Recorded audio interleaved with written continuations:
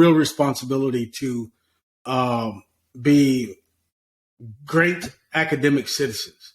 Yeah. And that takes a great amount of energy. And when we talk about energy, we talk about nutrition. So rest, and then your perspective on nutrition. I mean, we and if you listen to some of our other podcasts, we talk to nutritionists all the time, or quite a bit. But from a strength coach, what's your perspective on nutrition and where it fits with what you do? Yeah, well, nutrition is going to kind of really provide the energy that they're going to need to perform day in and day out. And a lot of the, I guess, education that we try to provide our athletes is around the quality of food that they're taking in and the quantity of food, depending on whether you're a male athlete, a female athlete, whether you're competing in a weight class sport like wrestling, or just a team sport where your weight doesn't factor into whether you can compete or not that weekend. Our general nutrition recommendations are going to vary a little bit depending on what the context of that athlete is. We have very frequently on our men's hockey side, for example, they tend to lose weight as the season goes because their energy output is so high, and they're not taking in enough calories to match their energetic outputs. So they need to be encouraged to eat more frequently, to make sure that they're not at the end of the season and they've lost several pounds of muscle or just a body weight than they came in with. Yeah, one of our guest nutritionists who's been on with us a couple times now, and I always like hearing from her. She said one of the biggest things she has to get across to most athletes she talks to is eat enough. Yeah. Are you eating enough? Then she goes to quality of food, but eating enough seems to be something I hear across the board from nutritionists and strength coaches like yourself alike. So let's go ahead. Well, I think, and I think too, it's just it really is an issue that just athletes just assume that they all say it too. They're all like, oh, I eat so much, I'm eating all the time. But then when you ask them to fill out a 3-day food log, and you see that on a day where they had a practice and a gym-based training session, they ate like 1,800 calories. You're like, not even close. Yeah. Looks like they're intermittently fasting or something. Yeah. Yeah. I had a young lady. She was a cross country runner, or actually a middle distance runner. Just say it that way. And so she ran every day. Yeah. But she was taking in 1,200 calories a day. Scary. And I was like, you need to do two things: eat and get in the weight room.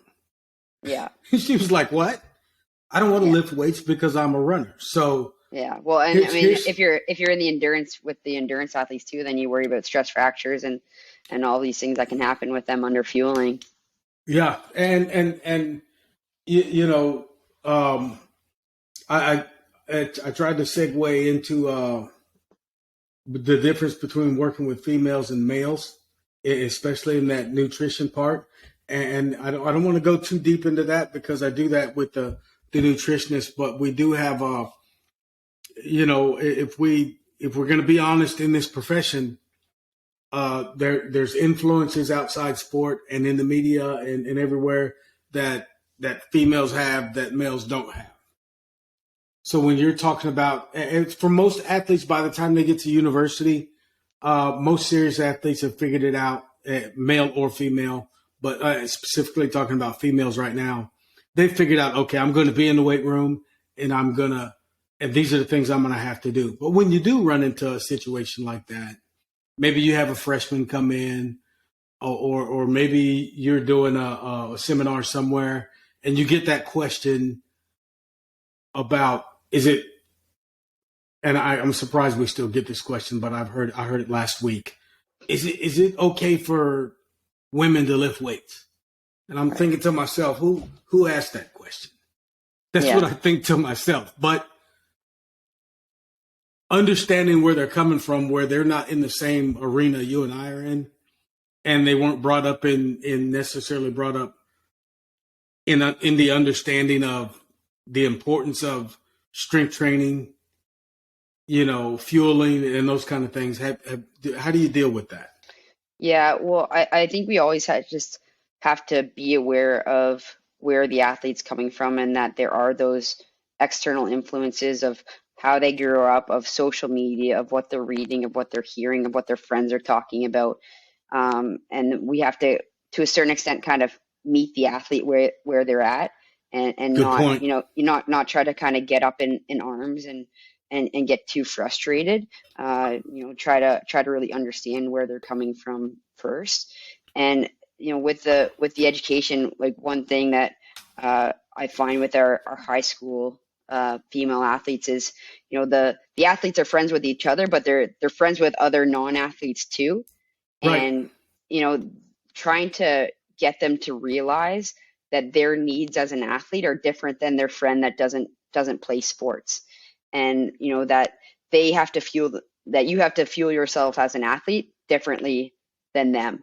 And that if you have goals to pursue your sport, or to get better at what you're doing, then you need to fuel appropriately and train appropriately. And that takes time. That doesn't happen overnight. But what really helps as well, is when you've been able to be a part of a program for a few years as a coach, and kind of you know get the older athletes who have gone through from freshman year all the way up, Right. through your system, where now these younger athletes are coming in and now they've got third and fourth year role models, who can be advocates for what you're trying to educate as well, because they've gone through that process, and maybe it took them a little bit longer because they didn't have those role models. But now you've got these younger women coming in to look up to their older peers. And things tend to snowball a lot faster when they have those role models. Right. A little bit of peer support You got it. Yeah. as opposed to anything else. So okay, I don't when I talk about strength conditioning or performance, I don't split between male and female very often, although there are some uh, obvious differences in the way you have to think about things sometimes. For the most part, I think you approach, my opinion only, you approach training and performance and preparation of any athlete the same way. There's, I mean, the human body is still the human body. So, Hmm. our knees don't bend backwards. We still breathe oxygen, that kind of stuff. Yeah. Like I think for me, when I'm looking at male and female athletes, similar in that, human being first. But what I find is if you have an equivalent, we'll say grade 10 female and a grade 10 male, a big difference there is just going to be in the training age of those athletes. You could have a Yeah, grade 10 female and they've never trained at all, but you could have a grade 10 male and he's already got, 3 years of strength and conditioning under his belt. right. So the exposures to training and the exposures to coaching for these young females is just significantly less for males. So the approach is different, not because they're females and necessarily because of their biology in that regard, but just because their training age is so much lower. It's like you said. It, you have to meet them where they are, Yeah. and that